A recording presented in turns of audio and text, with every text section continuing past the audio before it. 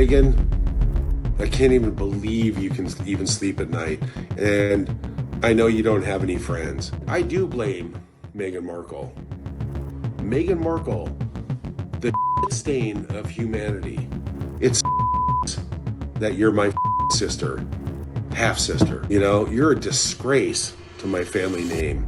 December 2025, Meghan Markle posts about compassion and healing from her Montecito mansion. Same week, 8,000 miles away in the Philippines, her 81-year-old father has his leg amputated in emergency surgery. He's in intensive care, fighting for his life. And Meghan, she sends a letter. Through representatives. Not a phone call, not a visit, a letter. Through other people, like he's a business matter to handle from a distance. But that's not even the explosive part. Her brother, the same one who publicly warned Prince Harry in 2018, calling her a, quote, phony and a, quote, bully before the wedding, just announced he's writing a tell-all book. And according to sources close to the project, he's not holding back this time. Word is, Thomas Jr. is ready to expose the one mystery Meghan has dodged for years. Those yacht photos. You know the ones. Luxury yachts, wealthy older men, Meghan somehow living like a millionaire when her IMDb page says she was broke in LA doing bit parts on CSI. Who were those men? Who paid for those trips? Who opened those doors? Meghan's never explained it. Not once. But her brother was around during those years. He saw it firsthand. And now, with their father dying and Meghan treating him like a PR problem, Thomas Jr. apparently decided he's done protecting her secrets. So whether you think this is family revenge or the truth finally coming out, what's about to drop could shatter the image Meghan spent a decade building. Let's dive in.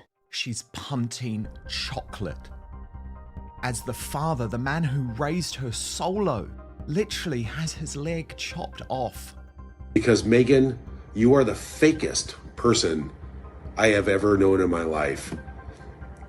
Go choke on some rescue chicken or something, or, you know, go choke on something on a yacht. That's all you're good at. For most people, when your father goes into emergency surgery, everything else stops. You cancel meetings, you book flights, you show up. Because in moments like that, nothing else matters. The work can wait, the schedule can shift. Being there becomes instinct, not a choice. But that's not what happened here. While Thomas Markle was being prepped for surgery in the Philippines, doctors moving fast because his condition was critical, Meghan stayed put. No rushed travel plans, no paused Netflix production, no visible disruption to her carefully scheduled life in California. Just distance, maintained, protected, calculated. And here's what makes it sting. This wasn't a minor procedure. They amputated his leg. His body was permanently altered. His mobility, his independence, his entire life changed in a matter of hours. The kind of trauma that reshapes everything. Most daughters would drop everything for that.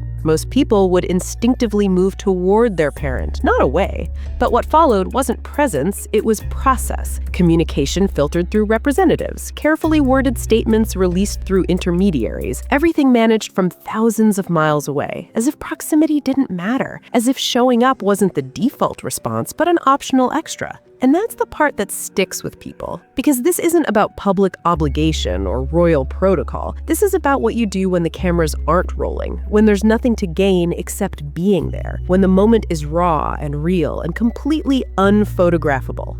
Some people see that distance and think she's respecting his privacy, giving him space. Others see it and think she's protecting her image, managing the optics. But here's the uncomfortable truth. Compassion, real compassion, tends to show up when it's inconvenient, when it disrupts the narrative, when it costs something. And when it doesn't show up, people start asking questions. They start wondering where else that coldness appears, whether the warmth they've been seeing is genuine or rehearsed, whether the distance is tragic or strategic. But this moment, this medical emergency and the silence surrounding it wasn't the beginning of the pattern. It was just the first crack most people actually noticed. Before the royal wedding, before the streaming deals, before Meghan became a household name, someone tried to warn us, her brother, Thomas Markle Jr. And in 2018, just days before the ceremony that would change everything, he did something most people thought was absolutely insane. He wrote an open letter to Prince Harry. Not subtle, not diplomatic, definitely not safe. Prince Harry wanted to make amends and come meet my dad. Wow, that's just crazy. He called her a, quote, phony, a, quote, bully. He warned Harry explicitly, "You're making a mistake." These aren't casual insults. These are words you don't use lightly about your own sister, especially when the entire world is watching and judging. At the time, everyone dismissed him. Of course they did. The narrative was already locked in. Modern fairy tale, love conquering tradition, royal family evolving. Anyone disrupting that story had to be bitter, jealous, desperate for attention. The media painted him as the scorned sibling, the one left behind, the one who couldn't handle her success. But here's the part no one wants to acknowledge now. He was right. Not about everything, maybe, but about enough. About the things that actually mattered. I'll tell you right now, Prince Harry, if it has to do with anything with the Netflix crew and cameras, don't even bother. My dad's had enough crap from bogus PR stunts to last him for the rest of his life.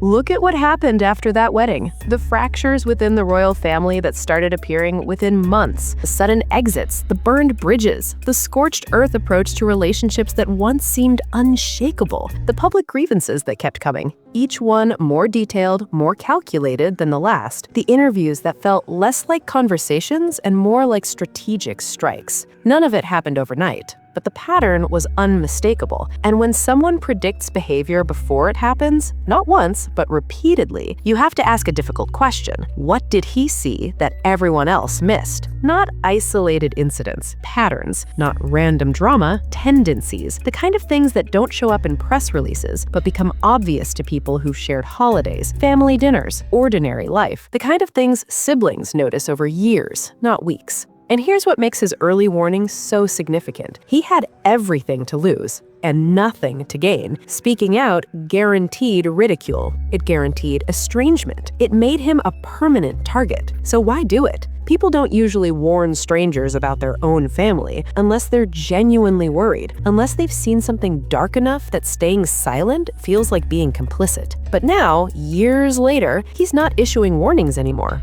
He's writing a book, not for attention, according to sources, not for revenge. He's writing it to correct the record, to fill in the gaps, to share what he witnessed during the years no one else saw. Yes, Meghan, and I hope you're watching right now because you are the stain of humanity.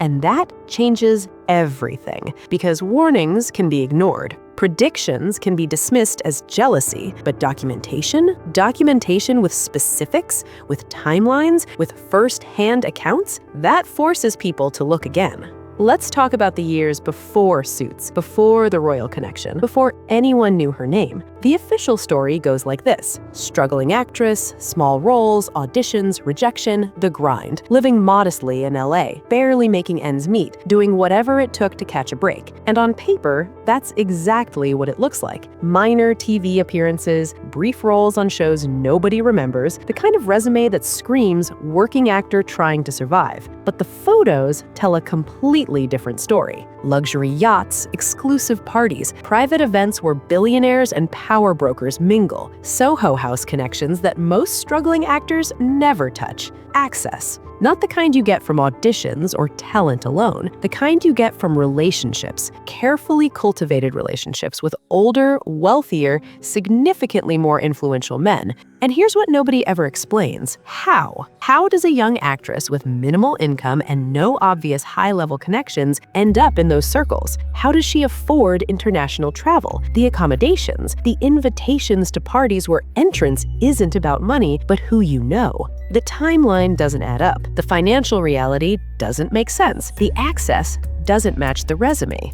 And that's not an accusation, it's just an observation, a gap, a blank space in the narrative that naturally invites questions, because gaps like that make people curious. They make people wonder what's missing from the story. Do you think your sister, Meghan Markle, has ruined Prince Harry? Well, let me answer that real quick for you.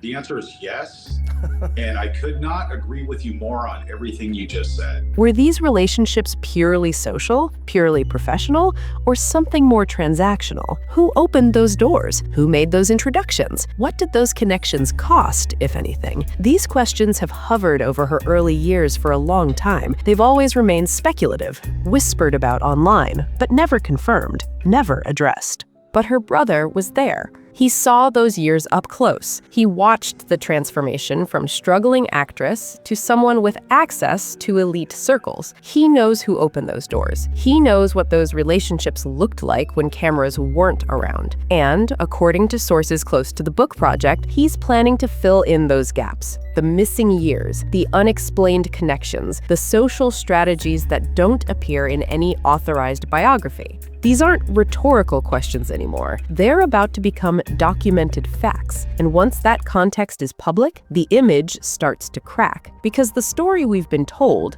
self-made, authentic, earned entirely through talent and hard work, starts to feel incomplete. But incomplete stories beg for completion. People can't help themselves. They need the narrative to make sense. And when those blanks finally get filled, everything that came after starts to look different. Here's what we know about the upcoming tell-all. It's not being framed as a revenge project. Sources say it's being positioned as clarification, setting the record straight, providing context that's been deliberately missing. But clarification can be more dangerous than accusation because it doesn't rely on emotion or anger. It relies on memory, documentation, first-hand observation, the kind of evidence that's much harder to dismiss or spin. According to people familiar with the project, the book will address several specific areas. Who funded the lifestyle before Suits? The yacht trips, the exclusive parties, the access to elite circles that all required serious money and connections. Which relationships opened which doors? Because Hollywood runs on relationships, and some doors, once opened, change everything. What actually happened at those exclusive events? Not the public version, the private version. The conversations, the dynamics, the way she navigated spaces most people never see. The patterns of behavior observed over years, not isolated incidents, but recurring tendencies, the way she treated people when cameras weren't present, the way she managed relationships strategically, deliberately, and perhaps most significantly, the moments when the public persona didn't match the private reality. These aren't vague allegations. They're specific, documented memories from someone who was actually there. But here's where timing makes everything more intense. This book isn't dropping in a vacuum. It's landing at a moment of maximum tension. Her father's health is genuinely failing. The amputation wasn't minor. It was life-altering, and the distance she maintained during that crisis was noticed by family, by media, by people who still expect basic human decency even from public figures. The family estrangement is now completely public. There's no pretending anymore, no vague statements about, quote, private matters. The rift is visible, documented, growing wider. And in that context, silence stops looking like discretion. It starts looking like calculation, like strategy, like someone protecting an image rather than maintaining a relationship. Because if you've spent years protecting private memories and you finally decide they're relevant enough to share, that decision matters. It means something changed. Something broke. Some line was crossed that made staying silent feel wrong. And when family loyalty breaks, especially in families that value privacy, the revelations that follow tend to be the ones people tried hardest to hide. So the question isn't just what will be in the book, it's why now? What made him decide this is the moment? What specific event or pattern finally pushed him from protective brother to documented witness? And the answer might be more revealing than any individual story in the pages, because timing tells you what someone values, what they'll tolerate and what they won't, where their breaking point lives. And his breaking point seems to coincide with a medical emergency and continued distance. That tells you everything about what he's been seeing and what he's been enduring. We're watching something shift in real time. For years, the image has been carefully controlled, every appearance managed, every interview pre-approved, every message carefully curated to project specific qualities: authenticity, compassion, resilience, strength. But images are fragile things. They require constant maintenance, constant reinforcement, constant protection from anything that might contradict them. And the moment someone with direct knowledge decides to stop maintaining that image, it collapses.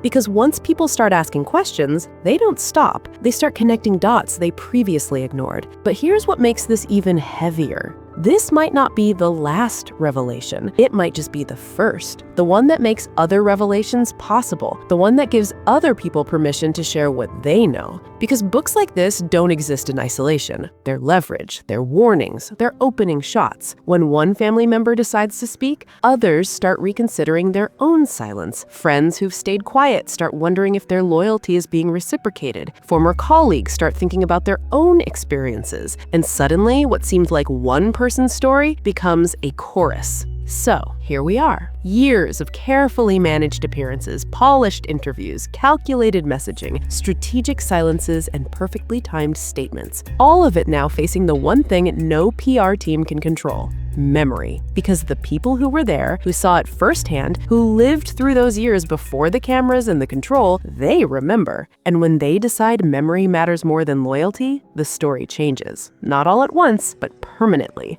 The question was never whether the image was perfect, it's whether any of it was real, and that's what makes this impossible to look away from. We're not just watching someone's reputation shift, we're watching the gap between image and reality become undeniable. The truth isn't simple. It's never linear, and it's rarely what we initially expect, but it's always more interesting than the story we were sold. So here's the real question. Was she always playing a role, or did something change along the way? Did the image become the reality, or was the reality always something else entirely? We're about to find out. Because when family decides the truth matters more than the image, everything that's been hidden in shadow finally steps into the light. And once it does, there's no going back.